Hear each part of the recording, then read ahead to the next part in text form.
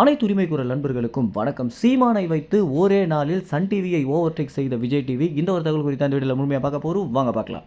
பொதுவாகவே Sun TV மற்றும் விஜய் டிவிக்கு எவ்வளோ பெரிய போட்டி போயிட்டு இருக்கு அப்படின்னு நம்ம அனைவருக்குமே தெரிஞ்சிருக்கும். ஆரம்பத்தில் சன் டிவி கொடி கட்டி பறந்துட்டு இருக்கும்போது விஜய் டிவி பார்த்தீங்கன்னா அடுக்கடுக்காக நிறைய சீரியல்களையும் நிறைய ஷோஸ்களையும் நடத்தி மக்கள் மனசில் ஒரு நல்ல பெயரையும் பிடிச்சு, அது மட்டும் இல்லாமல் சன் டிவியே விஜய் டிவி வீழ்த்துற அளவுக்கு தற்போது ஒரு சுச்சுவேஷன் தான் போயிட்டு இருக்கு. இப்படி இருக்கும்போது விஜய் டிவி என்ன பண்ணுறாங்க அப்படின்னா இந்த ஒரு இடத்த அப்படியே தக்க வச்சுக்கணும் அப்படின்றதுக்காகவே முக்கியமாக இன்டர்நெட்டில் அதிகமான பிரபலமாக இருக்கக்கூடிய நபர்களை அழைச்சி அவங்களுடைய தொலைக்காட்சியை எல்லா இடங்களிலுமே டிஆர்பியில் நம்பர் 1 இடத்துல வச்சுக்கணும் அப்படின்றதுக்காக பல விஷயங்களை பண்ணிட்டு வந்துட்டு இருக்காங்க. உதாரணத்திற்கு ஒரு வருடத்திற்கு முன்பாக சீமான் அவர்கள் அதிகப்படியான ட்ரெண்டாக மாறுறாரு அப்படின்றத தெரிஞ்சுக்கிட்டு விஜய் டிவி பார்த்தீங்கன்னா அவங்களுடைய நீயா நானா நிகழ்ச்சிக்கு சிறப்பு விருந்தினராக அழைச்சி சன் டிவி இதுவரைக்கும் தன்னுடைய வாழ்க்கையிலேயே பார்க்காத ஒரு டிஆர்பியை விஜய் டிவி அன்றைய ஒரு தினம் பெற்றிருந்தாங்க.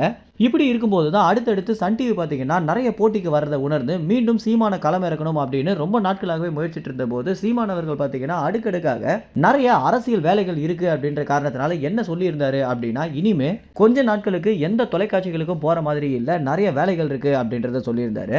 இப்படி இருக்கும்போது 26 தேர்தல் நெருங்க சீமானுக்கு இந்த தொலைக்காட்சிகளுடைய வெளிச்சம் அதிகமாக தேவைப்படுது அப்படின்ற காரணத்தினால விஜய் டிவிக்கு மீண்டும் சீமான் அவர்கள் ஓகே சொல்லி விஜய் டிவியுடைய கலக்கப்போவது யாரு சீசன் 10 எபிசோடுக்கு சீமான் அவர்கள் சிறப்பு விருந்தினராக போயிருந்தார். இந்த ஒரு நிகழ்ச்சிக்கு ஏற்கனவே சிவகார்த்திகேயன் அது மட்டும் இல்லாமல் மிகப்பெரிய பிரபலங்களை தான் அழைச்சிருந்தாங்க.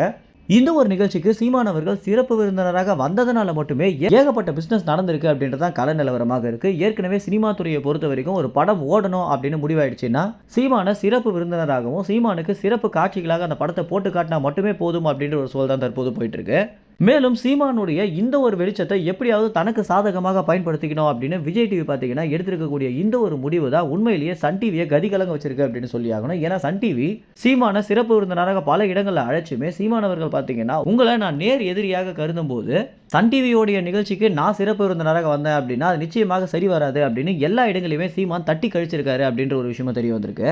இதன் காரணமாகவே விஜய் டிவி மேலே தற்போது சன் டிவி ரொம்பவே கோபமாக இருக்காங்க அப்படின்றது தெரிய வந்திருக்கு. என்னதான் ப்ரொடக்ஷன் ஹவுஸ் அப்படின்னு நிறைய விஷயங்களை பண்ணிட்டு இருந்தாலும் தொலைக்காட்சிகளை பொறுத்த வரைக்கும் சன் டிவியால் விஜய் டிவியை டிஆர்பியில் ஓவர்டேக் பண்ணவே முடியல அப்படின்றது நிதர்சனமான உண்மையாகவும் இருக்கு. இதற்கு மேலும் வலு சேர்க்கும் விதமாக சீமான் அவர்கள் தற்போது இந்த சிறப்பு விருந்தினராக போயிருக்கக்கூடிய விஷயம் அப்படின்றது சீமான் மேலேயுமே இன்னும் கோபத்தை தான் வர வைக்கும் சன் டிவிக்கு அப்படின்றது அதிகப்படியான உண்மையாகவும் இருக்கு. மேலும் இந்த தகவல் குறித்து என்ன நினைக்கிறீங்க அப்படின்ற உங்களுடைய கருத்துக்களை கமெண்ட்ஸில் தெரிவிங்க. நன்றி, வணக்கம்.